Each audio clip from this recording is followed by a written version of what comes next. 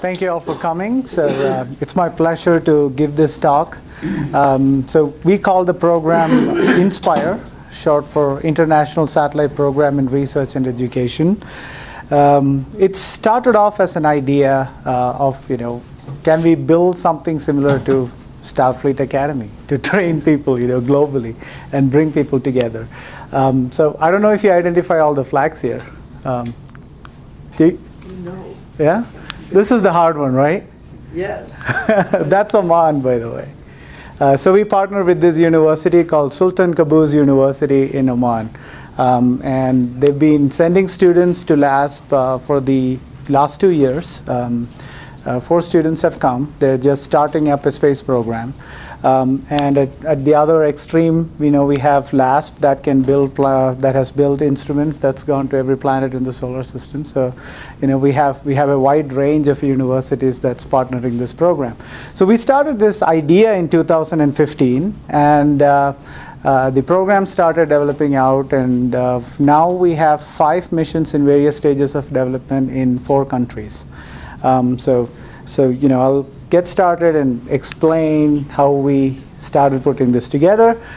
So as Tom said, I did my undergraduate degree in India at the University of Kerala, which was in mechanical engineering. I did a MS in aerospace at Virginia Tech, and then I came to CU and did a master's and PhD.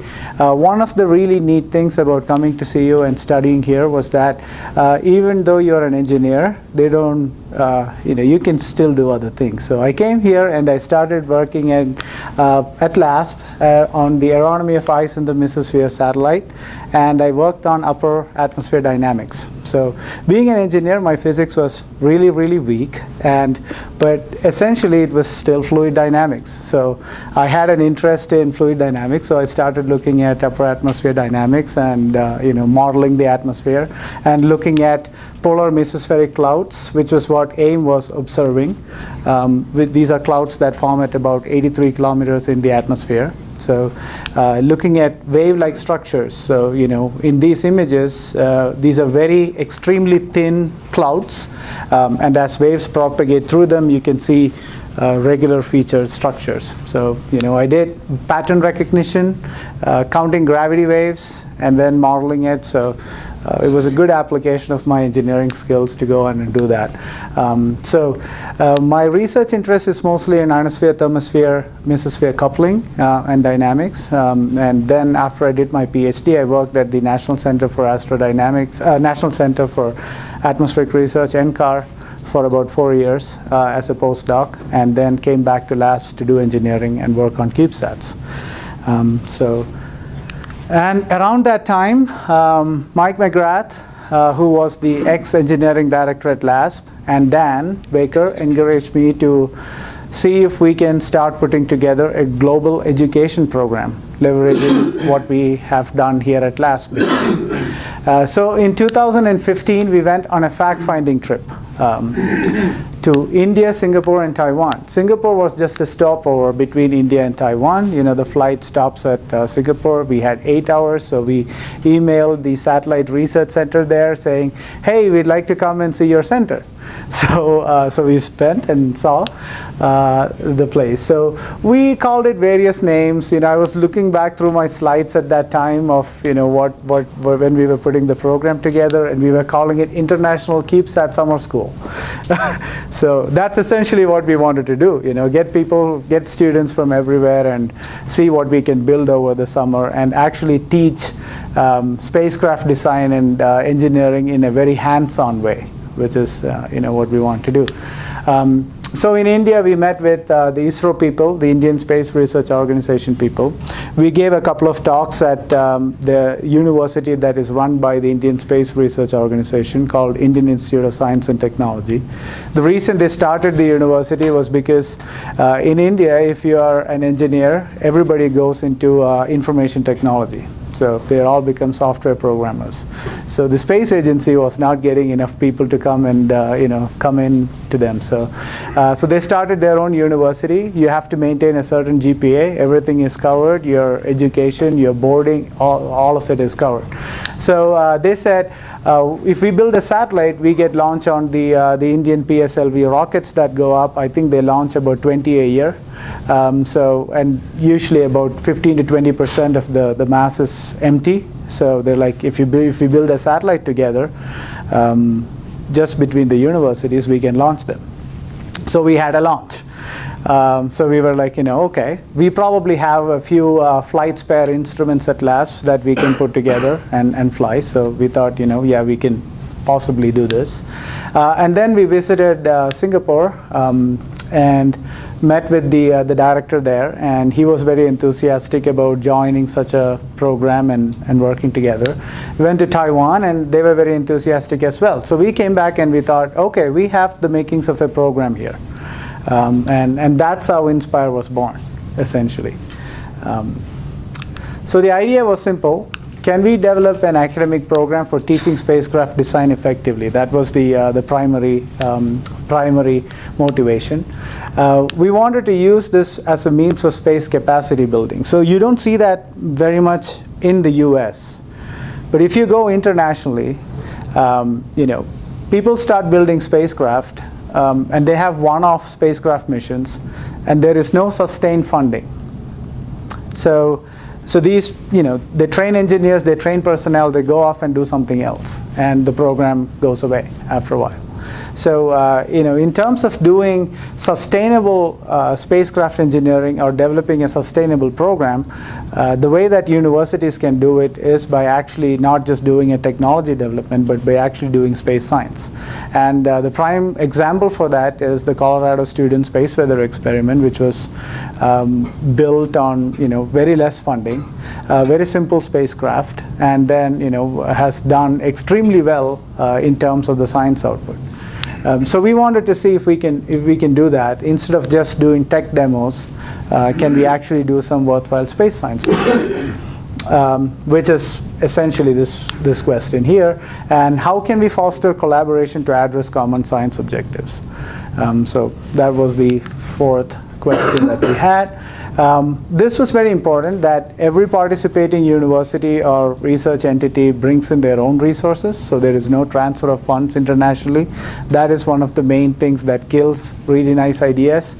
If one partner asks for money from the other, nobody likes that. So if it's either in-kind contribution in terms of supporting your own involvement, and then we get to share each other's resources and develop new technologies and capabilities. So in a lot of these missions that you'll see that I'll explain, we've had people come and make use of LASP expertise to develop new instruments and missions.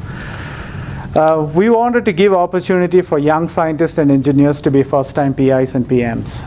So if you look at the funding situation in the US, funding is dwindling, and it's extremely difficult for young PIs to get to be PIs on new missions. So this was one of the ideas. Can we train people? And then we wanted to build capabilities and train a new generation of engineers and scientists. We wanted teams to work together. Having done CubeSats with students, we know how extremely difficult that is. Students come and go, so there is a big transition in terms of keeping people together. So we just decided to take it up a notch and do that internationally. So everybody said, it couldn't be done. I'm still not convinced it can be, but we're giving it a good shot with that. So like I said, by the way, please feel free to interrupt and ask questions if you have any. Okay, so the model that we wanted to take and model this program on was the CSSWE project, which was funded by the NSF, launched in 2012. I should say that in 2008 when the project started, I was a graduate student at CU. So my time here kind of overlapped with I was a graduate student 2005 to 2010, and that was the time that CubeSats, which are essentially units of. Does everybody know what a CubeSat is? Oh, okay. I'm I'm sorry, but I see people shaking their heads. So these are essentially very tiny spacecraft. So the CubeSat standard was proposed and adopted in 2002, essentially. So these are 10 centimeters by 10 centimeters by 10 centimeters. That's one unit. And these are scalable. So you can stack 3 of them together to make a 3-unit CubeSat. So that'll be 30 by 10 by 10. What you see there is not really a CubeSat, but in terms of units, it's about a 9U CubeSat. So that's really big compared to like a 1U CubeSat, which is probably just bigger, slightly bigger than a Rubik's Cube. This was a 3U CubeSat. It didn't have any active pointing, meaning it just had a passive magnet, so it would align itself with the magnetic field of the Earth. It had particle detectors and was looking at charged particles.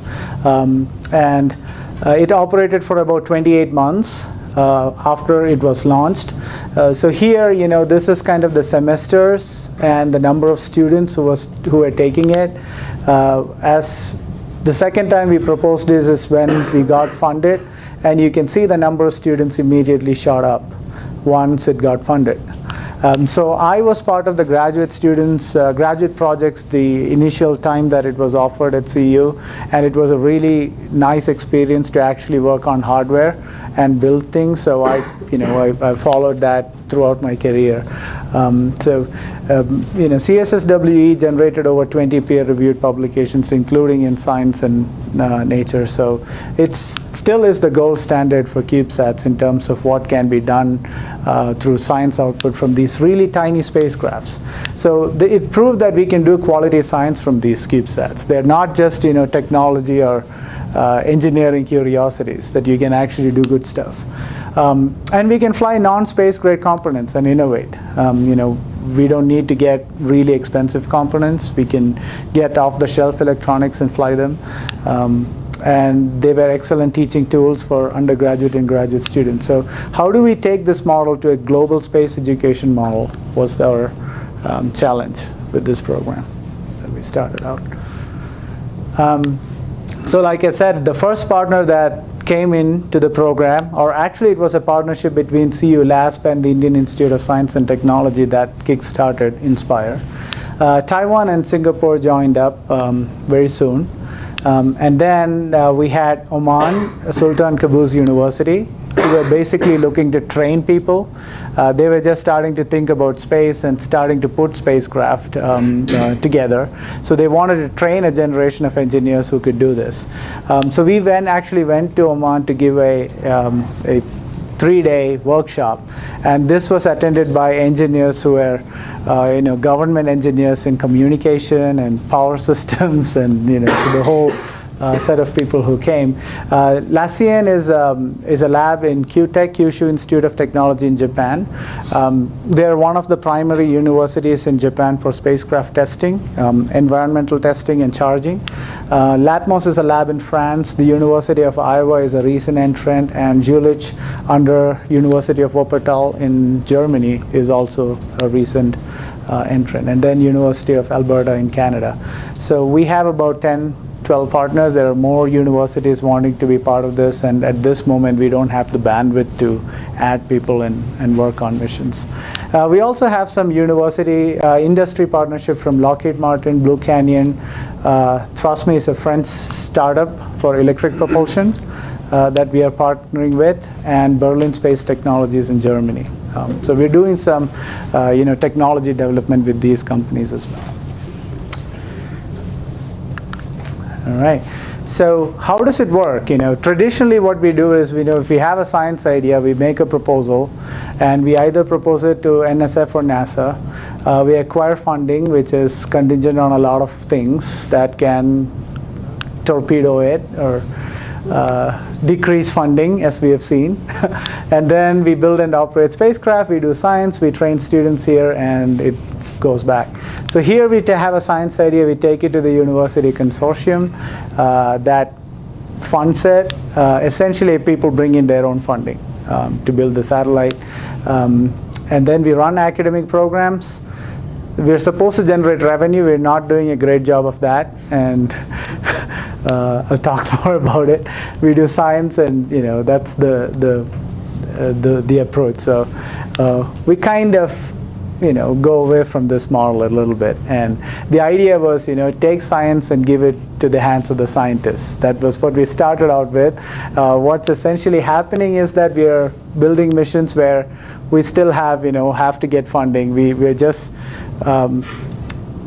taking it away from NASA and NSF and making it, for example, India still has to get funding from their national governments, and in Singapore we have to get funding from Singapore. So just changing that a little bit. So the idea for INSPIRE was essentially everybody goes up a rung. So if you look at a structure where you have a global leader in space education, you have a university or institute like LASP that can do everything from design, building, testing, and operating spacecraft. And you have other universities that have facilities not so advanced but can still build instruments and satellites, and some that just have some for hardware development, not like thermal vacuum or testing for space as you would fly it, and places like Oman that are just starting. It's a way for everybody to climb a rung in the ladder through building satellites together, and acquire facilities and know how to operate those facilities. So space technology is a very niche area, and the expertise is very limited. So this is a way that universities and it's been advantageous for us as well. We've been working with universities in Germany or in Canada that have expertise in building magnetometers and infrared images that we don't know how to build, and even plasma payloads. So this way, by working together, everybody helps everybody else, and your whole technical capacity increases. So that's what we've been doing with this. So I like to bring this example of Singapore because it's a really tiny country. It's half the size of, not even half the size of Boulder County. It's probably a quarter the size of Boulder County. And I think it's 32nd in GDP in the world. No natural resources, just human resources. And it has two of the top-ranked universities in Asia. And NTU is ranked number 11 in the world. So there's a lot of money that goes into research. And since 2011, they've built 7 satellites. So it's almost a satellite a year. So, and then in 2020, they're scheduled to launch 4 more. So by 2020, they would have had 11 satellites in operation. But these have all been tech demo satellites. And in Singapore, we are seeing the money drying up. Because it's kind of like, okay, we've built satellites, we've got them in orbit and operated them, so what next, right? It's like, how long will you keep doing that? So INSPIRE is actually helping the Satellite Research Center start doing space science. And being a very top-ranked university, they really want to do original science. You can't just, if a lab doesn't have enough publication output, it just cannot survive in that environment. So we're doing an ultraviolet imager and an infrared imager for Earth observation. So we're really helping NTU translate from just a technology demonstrator to a space science institute. So this is their mission ops room, the clean rooms where we assemble satellites, and the TVAC and test chambers. These are 100-kilogram satellites. So these are not just CubeSats that they build. This is the 1U, the really small one. But this one is 100 kilogram. This was Singapore's first satellite, launched in 2011, still working. And this is 135 kilograms. So, they build fairly large stuff. I'd like to talk about some of the current missions we are doing and the education part. So INSPIRE has 2 parts. There's research and education. So I'll talk about the 5 missions that we have going on, the science that we are doing with these 5 missions, the education part, and summarize it. So this one here is a full-scale model of INSPIRE Sat-1. It has a ionospheric plasma payload. So this is 30 centimeters by 20 centimeters by 15 centimeters. So roughly 9U. This is 6 by 1.5, 9U. It's not on a deployer like CubeSat, so the way that CubeSats are launched off rockets is you put it in a canister, and which is spring-loaded. The cover opens and the spring pushes the satellite out. These are not going on deployers. These go on a ring, so there is on the underside, on that mating plate over there, a ring mount, so you're directly on the rocket fairing, and then you get pushed off through pyro springs the pyros that eject you out. So we are roughly 9 kilograms on this satellite. We have what we call a retarding potential analyzer, a planar Langmuir probe, and ion drift and ion trap meters for looking at in situ ionospheric plasma. So we can look at the ion density, concentration, temperature, electron temperature in the ionosphere as we orbit. So that is the main goal of the satellite. And the inside, we have plenty of empty space. We were designing for a smaller satellite, but then ISRO said, we were not going to fit on a 3U satellite. We were slightly bigger, and they said, okay, we'll put you on a ring. So then we went slightly bigger and ended up with empty space. But that's the first mission. The second satellite is, again, the same payload. And we created it like this so that we can get multi-point measurements with the same instrument. So this one's launching in 2020. This one's launching in 2019. So next November is when we are scheduled to launch. This is a 3U. This one is primarily funded by Taiwan and being built in Taiwan. And it's on a sun-synchronous orbit. This one, we are on a 50-degree non-sun synchronous orbit. Okay.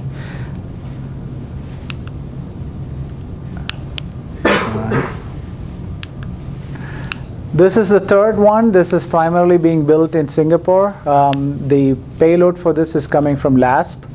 It's an ultraviolet imager, and this is bigger. We are about what we call 18U. So we are 30 by 30 by 20 centimeters. So we are slightly bigger, and the ring that goes on is also quite big. So it's a different configuration. This one goes on a CubeSat deployer, the 3U. So again, so an ultraviolet imager, a flux gate magnetometer, and infrared limb imager. So we're looking at the upper atmosphere, gravity waves, temperature fluctuations in the upper atmosphere. So this is a legitimate upper atmosphere aeronomy satellite. So. And this is the fourth satellite. So this one is also primarily being built in Singapore. That's also the same size as the other one, 16 kilograms. So starting to become pretty heavy. And this one has a very interesting propulsion system, an electric propulsion system. And the idea is to use propulsion to stay at a lower altitude as long as we can. So we call it a VLEO, very low Earth orbiting mission. And we have an infrared imager on that as well. And then we have the smallest one. We call it INSPIRE Lite. This is being built by the French, but we are using the subsystems, the onboard computer, the power systems inside are the same on all four. So that's essentially what we are trying to do, that we're creating a satellite architecture that we can scale up or scale down to fit on these different platforms. And this is just looking at material degradation in space, essentially. We don't know exactly when this will launch. So this is the newest one, but we will look for a favorable launch and put that together. And this is essentially how it's being, the timelines. So we are somewhere here, and we have gone past what we call critical design review, which is when we have prototyped the whole subsystems and the satellite, and we are building the flight unit of the satellite now, and we are supposed to deliver the satellite in August of 2019, the first one, with a launch in November 2019. The second satellite we are supposed to deliver end of 2019. This is being built in Taiwan and launch in 2020. The third one is almost the same as this one, but just a year out, third and fourth. in 2020. So by the end of 2020, or by, I mean, some of these might slip. Mostly it's student projects, and students come and go, and we might have hardware failures. So as we build these out, the schedule might slip, but by 2021, all 4 should be up in orbit.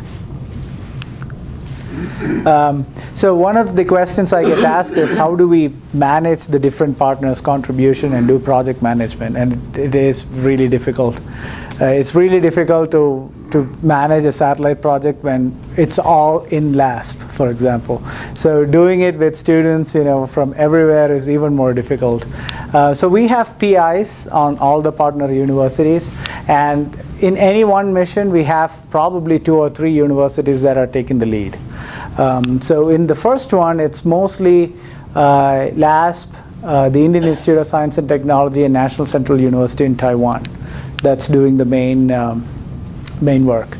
The payload is coming from Taiwan.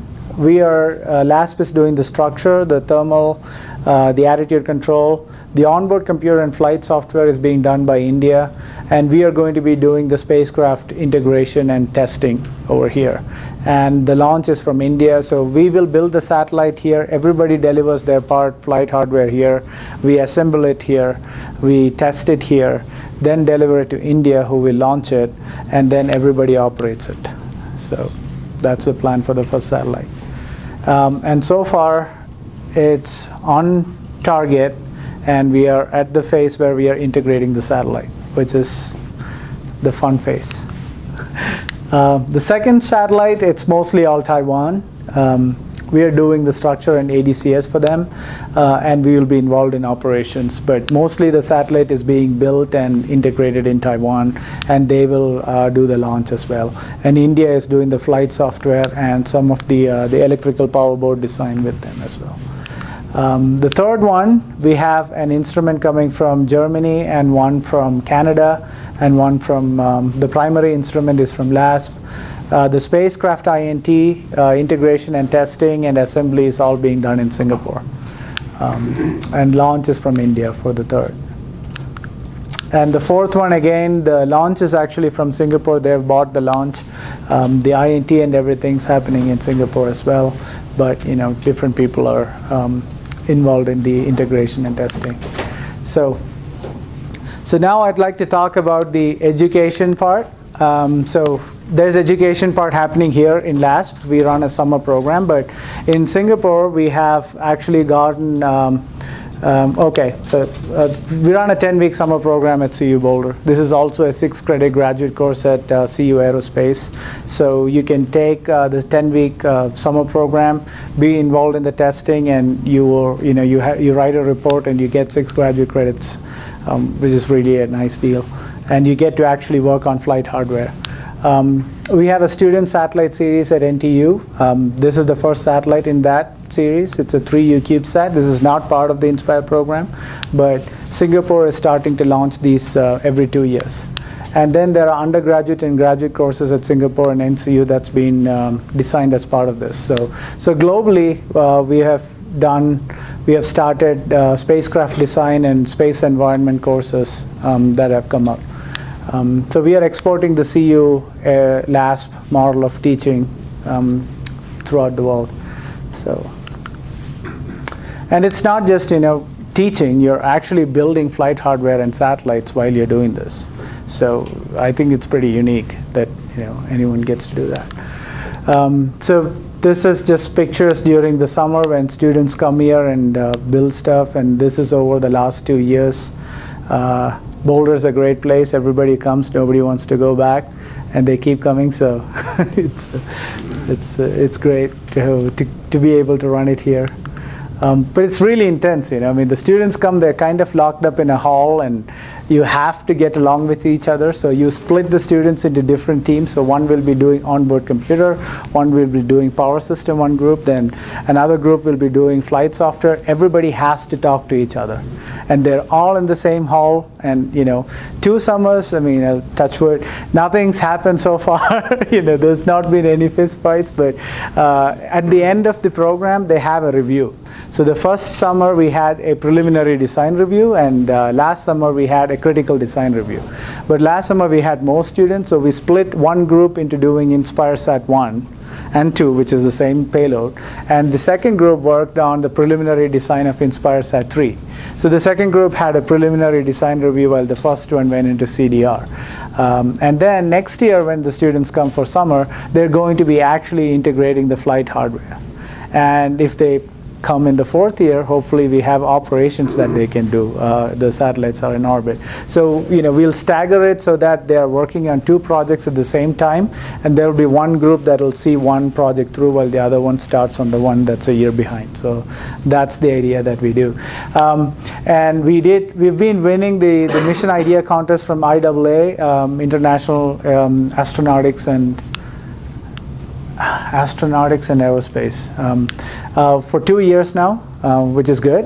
And the first time they went, we had a CU student and a student from India and a student from Taiwan all presenting, and the judges just said, "This is great." We don't know how you guys are doing it, but it's great that 3 students from the same group. It's difficult to get a coordinated presentation, but we had them give a good coordinated presentation, which is great.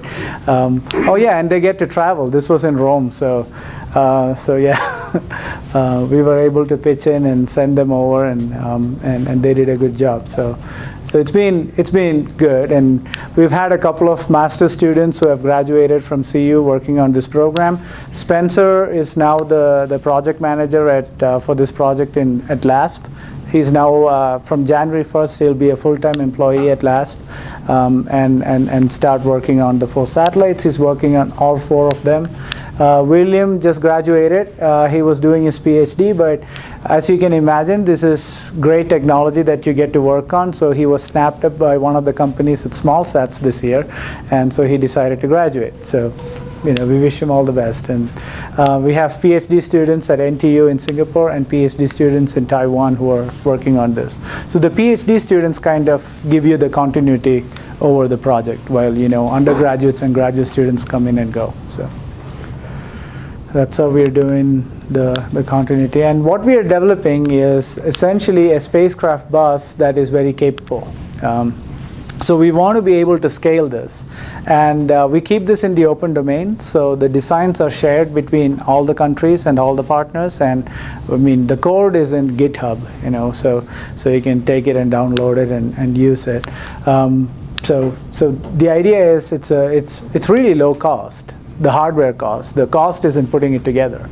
The labor. That's what makes things expensive. But it's a fairly capable spacecraft, and we think it will be a capable spacecraft. Till it's flown, I can't say it's fairly capable, but we hope it will be. And yeah, you can see the model there. And another thing that we are developing out is a network of ground stations.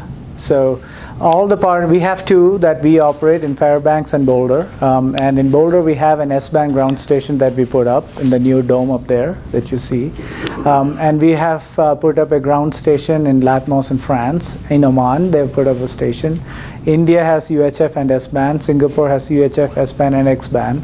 And Taiwan has this too. So we now have a network of ground stations across the globe that we can use for our satellites. So this is also fairly powerful that, if any one of these universities start to put up a ground station, you can start using each other's stations. And we are, our data systems and operations people are, developing a way that you can just remote log into any of the stations, schedule a pass, downlink data, push it off to a server, and start analyzing that. So this will be essentially a university ground station network that will come up. And as I mentioned before, you're working with 2 companies, Berlin Space Technologies from Germany and Trust Me from France, who are developing a Xenon thruster that we are flying on INSPIRE Sat 4. And this one we're developing a attitude control unit. So like I said, we have PIs. So I just want to talk about a little bit about the science from these satellites. So we have a PI in each of these universities. So for INSPIRE Sat 1, it's primarily at LASP. in Taiwan and India. And then we have students who are identified as leads on subsystems. And they take on multiple students who work on these subsystems. And then we have a science team that is also very international. These are people at CU Aerospace, NOAA. This is in Taiwan, NSPO, National Space Organization of Taiwan, and the Indian Space Research Organization. So we have a fairly international science team that's going to be analyzing the data as well, along with the students. And this is the same model that we have for all the satellites. For the first mission, we are looking at plasma bubbles. So these are charged particles, because of certain ionospheric dynamics that get formed around the equatorial region of the Earth, and they produce things like GPS scintillation and error in GPS position accuracy. So we are looking to study these plasma bubbles as they form when we orbit. And the second objective is to look at things called, it's a feature called midnight temperature maximum. So if the ionosphere temperature didn't have any perturbations, it would just look flat, but around local midnight you see a bump in the temperature. So we are hoping to be able to observe the midnight temperature maximum and look for reasons for why this happens. So that's the science objective. And this is the instrument. So these are results from flying the instrument on rocket flights, where we see the ion saturation current, and based on the current you can look at the ion concentrations and derive ion temperatures from that. So this is how the retarding potential analyzer work. So it has got a negative field, so it attracts ions, and then inside it there is a positive charge grid, so that rejects ions. So by sweeping the voltage, you can control the mass and velocity of the ions that come and form the current. And based on that, and knowing the voltage that you sweep it with, you can derive the ion temperature, which is a function of velocity, right? So you can derive that. And this is the flight model of the instrument being built in Taiwan. This is scheduled to be delivered to LASP in January. So yeah, things are going according to plan on that. And that's how we get most of the measurements. So there is a Langmuir probe that gives you the electron temperature. From there you get the floating potential, which is where the electron current and the ion current are equal. So the electrons, because even if you keep it negative, because electrons have high velocities, they will overcome the negative field and still cause a current. So there's a particular voltage at which the ion current and the electron current are equal, and that's called the floating potential. And that's how you derive the electron temperature. And then from the RPA, by sweeping the voltage, we can get different factors like the ion temperature. And then knowing the speed of the satellite, and we have different emitters in the grids, so you can measure the angle of incidence of these ions based on the different currents they generate, and you get the ion velocities based on that.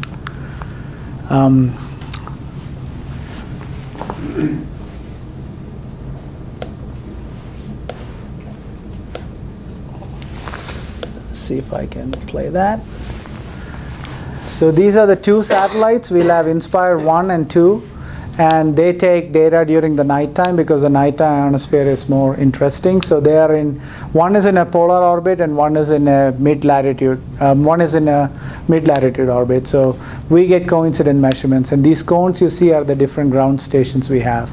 So by making multi-point measurements, we hope to be able to characterize the extent of these ionospheric features like plasma bubbles and the evolution of these features with time. So get three-dimensional measurements. And then we have another same instrument on a 700-kilometer orbiting satellite that's already up. So that's the idea of these measurements. And INSPIRE 3, I won't go through this.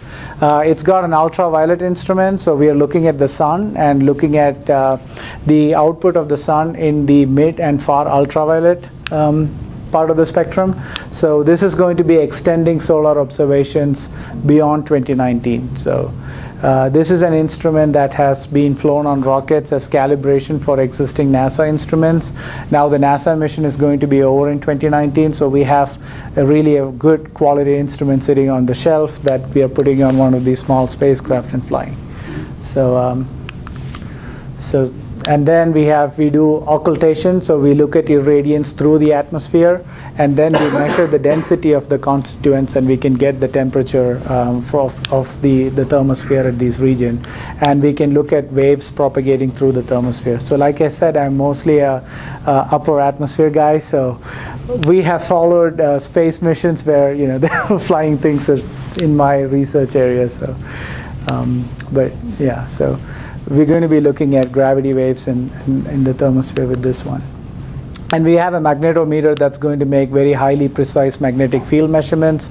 Part of the thing is when you have like solar particles, solar flares or events, charged particles coming in, and the auroras form. So we'll be able to measure currents and magnetic field perturbations very precisely when that happens.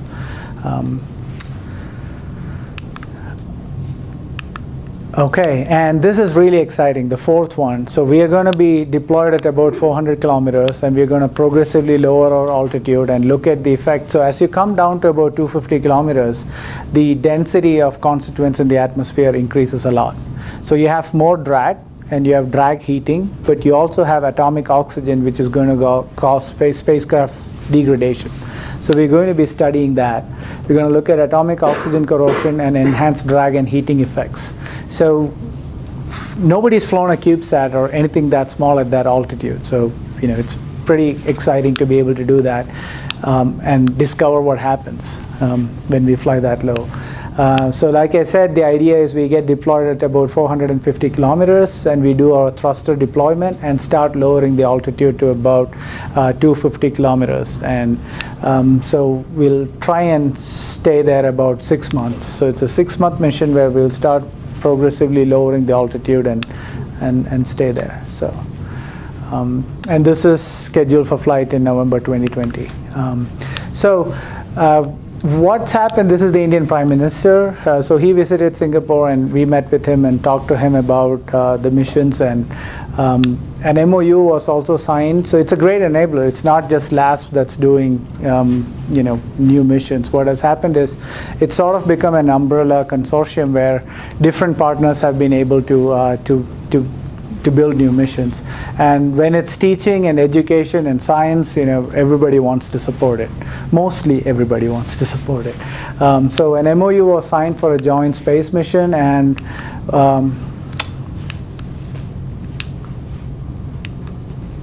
we're going to be having to study the equatorial ionosphere variability. We are proposing an equatorial satellite constellation.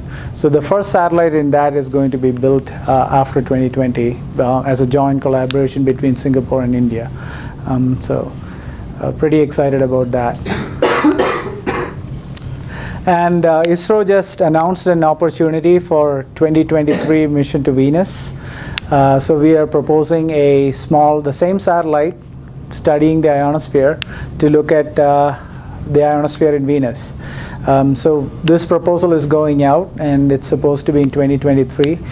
Venus is very interesting, doesn't have a magnetic field. So when the solar wind interacts, that's kind of how it looks. And there's a lot of dynamics that happen. So because the magnetic field is not there, that's what it looks like in Venus with respect to the Earth, where the magnetic field shields us from the solar wind. So this would be an interesting opportunity if we do get selected. So it's something exciting coming up. We've generated quite a bit of funding globally, so about $15 million from all the partners. CU has got about 1.25 million. That's what we are funding everything off of here. Taiwan has been the prime mover in getting money. Singapore also, we've got some money, but But yeah, to put all these missions together, we've been able to generate quite a bit of money from this as well. So, I'll wrap up. I'll just say we built new international partnerships. It's been a fun ride, putting all these missions together. We started student exchange programs between institutes. It's fun. So every summer, I get about 20 students from all over the place, and they have an interesting experience learning from each other. Just the way, the students from Asia and students from the US interact, it's very, very interesting. Demonstration of new technologies, exploring new avenues for access to space. That has been a really, it's been path-breaking, to get access to Indian launch vehicles, Japanese access to space. And it seems like it's working. People are funding missions. And we have developing a small satellite platform for space science and a global network of ground stations. So that's what we have done. And every year we have a workshop at the end of the summer. The first workshop was in Taiwan. Plenty of food. The second workshop was in Boulder. Plenty of beer. But yeah, everybody had fun. And the third workshop was in Paris. I haven't gotten the pictures yet. Or rather, I didn't look at the pictures. I looked at it today and I couldn't find any online. But it was a great place to hold a workshop. So yeah, that's all I have. Thank you very much.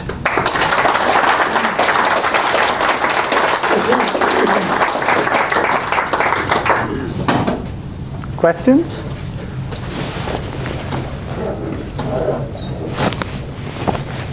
Presentation, thanks for putting it together. You were talking about sustainability, and I'm wondering, I know you're located here, but based on your relationship with your national partners, in the case of Lite, for example, where you think they have less resources, do you know how are they going about making their contribution and their work to this sustainability? So Oman has been very interesting in the sense that they're struggling with funding. Right, it's difficult to get money and get the program going. What we've been helping them with is technical help in building the satellite. And one of the objectives they've looked at is looking at date palms, for example, palm health. So and we have helped with developing instrumentation to look at that. Okay, so it's been very clear for them that just putting something up and taking an image is not of interest. So they've asked, they've been asking us for technical help in developing application-focused instrumentation. So that's something that we're trying to help them with. But the problem with CubeSats is if you're limited. If you want to do something in terms of imaging, the cost goes up exponentially. That's where we are struggling with. So you guys are obviously working a lot on the actual satellite components, but how are you going to make sure that, I think you said India and Taiwan are launching rockets, but they have kind of emerging space programs. So what are you going to do if one of the rockets crashes or one of the instruments on the rockets fail? We hope that doesn't happen. But if if the rocket crashes, it's not much we can do. It's the nature of the business. You deliver the spacecraft the best you can, and then you pray for the launch vehicle to be successful. At last, I think we've only had one failure, right? Glory, that ended up bottom of the ocean, but everything else has been pretty okay. The Indian launch vehicle is pretty nice. They have, I think they have 28 out of 30 that's been successful, so it's pretty okay. You just hate to be on the two that are not. But hope for the best. Yeah. Are most of these scientific questions?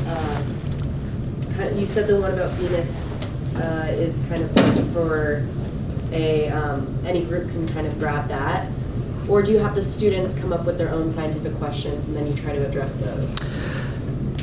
Okay, the students don't come up with the scientific questions. It's mostly the scientists involved in the project that are involved with the scientific questions. For Venus, there is a lot of questions because we don't know really much about it. There's been only a few missions that have gone there, so it's easy to find anything you can do new is, anything you can do is pretty much going to be new. But yeah, I mean, the scientists mostly come up with the questions and the instrumentation and design. And the students, for example, there have been students who just wanted to work on the hardware and get interested in the science. And start working on that quite a bit. I mean, I'm an example of that. I came in to do the engineering, but I got interested in the science and started doing the science after that. So there's quite a number of students who do that. Yeah. My question is, where does the revenue come from these projects? What revenue is created? So, everybody has to find their sources of revenue. So in Singapore, we've been trying to develop an academic program for teaching spacecraft design. So if you look at the US, right, this is probably the best place to be if you want to do satellite engineering. In the East, Singapore has great facilities, but they have no academic curriculum. So developing a master's program or even an undergraduate space track is of interest, and it can position the university for getting significant tuition revenue, right? In Boulder, it's a 6-credit course. So these foreign students who come, for example, the Omanis who came last summer, they took the course for credit. Right. So the university does get some revenue, but that's not sustainable or enough for us to be building, building satellites. So I really don't want to take it to NASA in the sense we are again going back to the same old way of getting the government funding coming in, but it would be nice if we can partner with industry, for example. So one of the things that we can do really fast is we can get to space. Right, and that's very attractive for industry because if you have a new technology and you want to demonstrate in space, the students, we can put it together fast and we can get it into orbit. And what we call technology readiness level, we can increase that pretty fast. So okay, so we need more people actually to help with the business development part.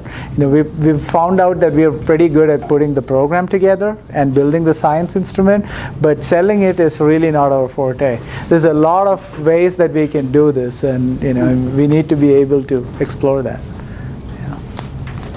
I noticed in your tables on the first 5 spacecraft here, TT&C systems are very basic. What's your vision for follow-ons to the first 5 as far as accommodating more capable tunable sensors, more expansive flight computers, where you can change things on the fly or whatever, and maybe sustain longer missions? So it's possible if we have the budgets to do it. And the second thing is, with spacecraft that size, your optical lengths are limited.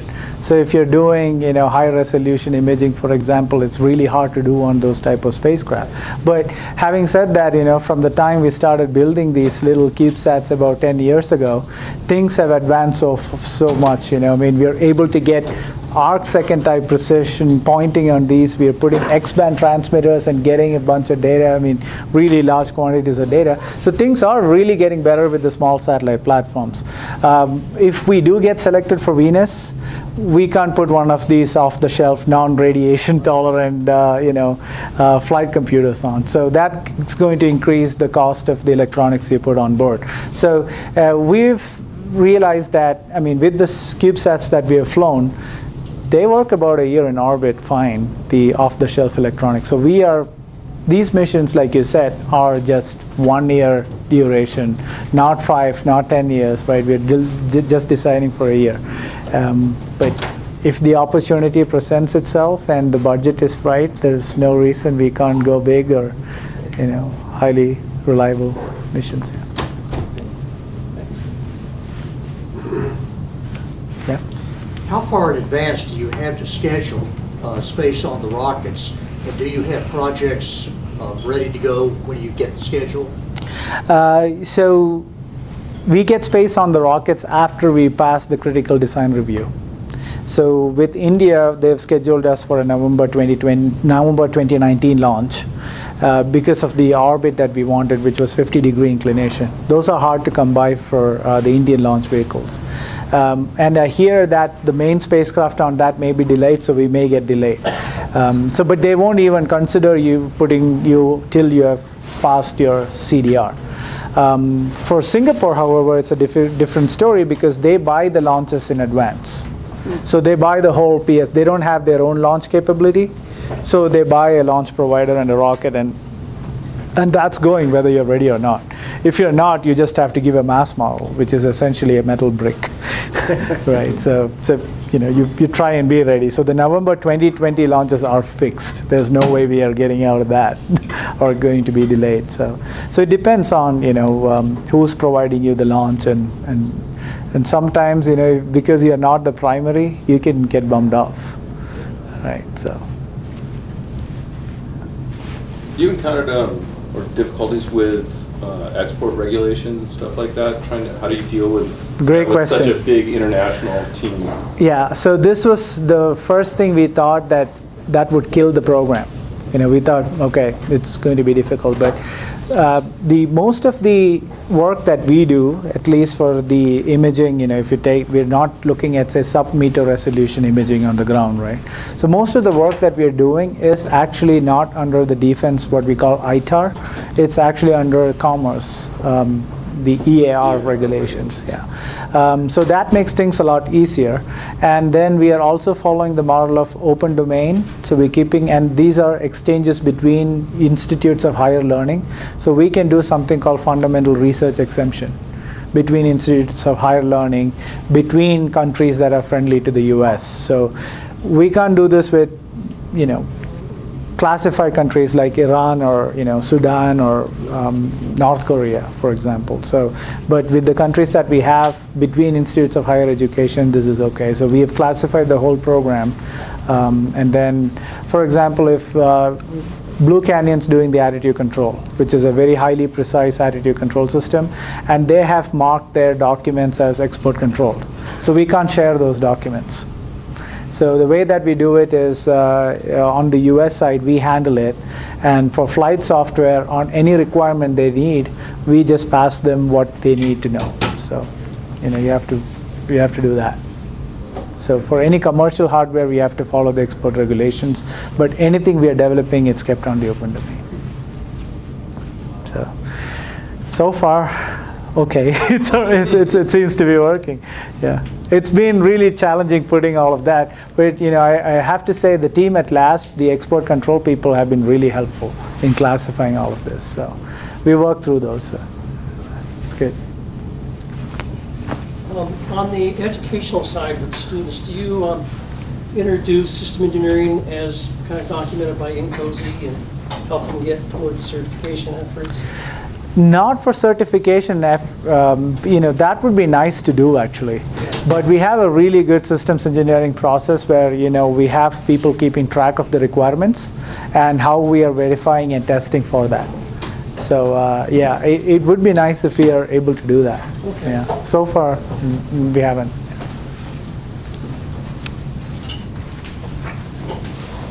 Yeah. Do you have an approximate census of various CubeSats flying around? How many in NASA and how many are others? I think there's a lot. We just launched 64 2 days ago. We had 2 on board with the 64 that got launched by SpaceX. The number of CubeSats, I had a chart, but it's in the thousands now. What percent of them are NASA? Very few. NASA's satellites are very, very low for CubeSats, probably under 10. But NASA-funded CubeSats. It's mostly private industry, universities that have the bulk of them. In fact, the first CubeSat we built was actually NSF-funded, and we've only had, with Mings 2, we've had 2. Actually, no. The 2 that we've launched this week, we have now 3 NASA CubeSats, NASA-funded CubeSats. But the number of CubeSats NASA has funded that are up in orbit are low. but they're funding it quite a lot now for science. You say with that visualization that the second on the satellite mainly collected its data during the nighttime? Both of them collect data during the nighttime. The reason we do nighttime ionosphere is because of the midnight temperature maximum phenomena we want to study and the propagation of the plasma bubble. So, during daytime you have more ionization from the sun. So, your sensors will, or at least the ones we have, will get saturated.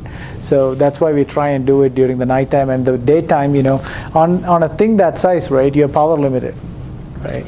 So you can't just, on the daytime we turn around and face the sun and charge the batteries, and nighttime we're ready to go collecting data.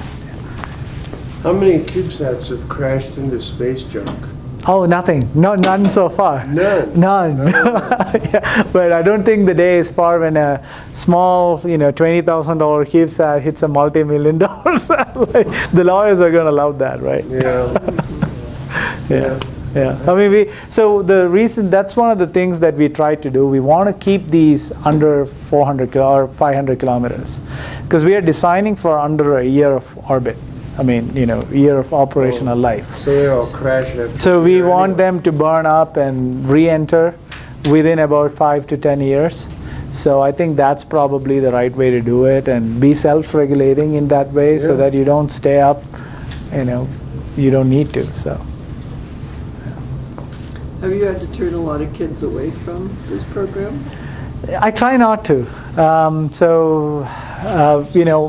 Here and in Singapore, students who approach me, I take them in and I say, there are students who just want to learn this technology, right?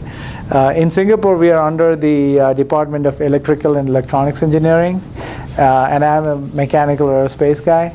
So there's a lot of mechanical and aerospace students who have no access to space technologies or anything. So they email me and I say, okay, it's up to you. So we have to do some documentation which is cumbersome just because they're working in this technology. And then I let them work on stuff, and some of them stay on and do really good work, but I would say 60-70% don't. They're too busy. In CU, actually, there's so many CubeSat programs going on that I pay for the good ones to stay. And they get to pick. There's so many of them, so yeah. It's a different perspective, globally, and here it's an embarrassment of riches. I think in CU we have 9 satellite programs, for that students can work on. Rest of the world, it's a different story. Sure.